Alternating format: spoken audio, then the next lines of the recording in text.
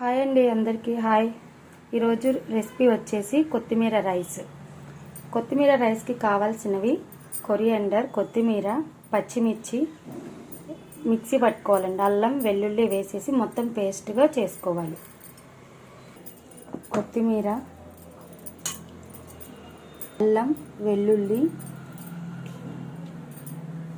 యాలుక్కాయ, చెక్క, లవంగం ఇవన్నీ మిక్సీ చేసుకోవాలి.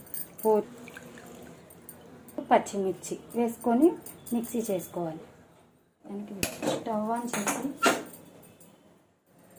ప్యాన్ పెట్టుకొని 2 టేబుల్ స్పూన్స్ ఆయిల్ వేసుకొని స్పూన్ గీ వేసుకొని 1 టేబుల్ స్పూన్ గీ వేసుకున్నాక ప్యాన్ హీట్ అయ్యాక ఆయిల్ హీట్ అయ్యాక జీలకర్ర, బిర్యానీ ఆకు,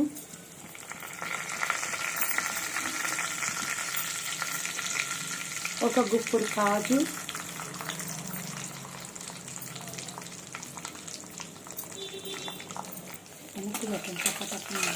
చిన్నగా తరిగి పెట్టుకున్న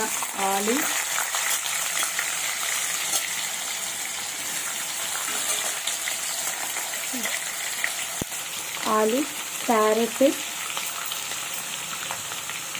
తొందరగా మగ్గడానికి చిటికెడు సాల్ట్.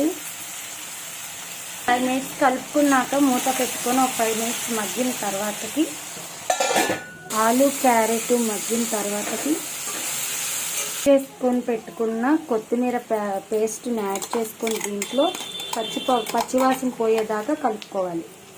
వేసుకొని కొంచెం ఇలా ఆయిల్ పైకి తేలే వరకు మగ్గ పెట్టుకోవాలి. కొంచెం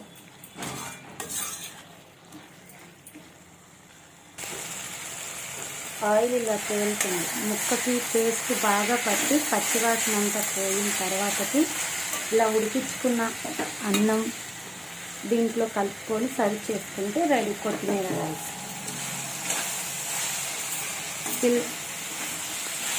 పిల్లలకి లంచ్ బాక్స్లోకి చాలా బాగుంటుంది. ఇలా అంతా ఆయిల్ తేలిన తర్వాతకి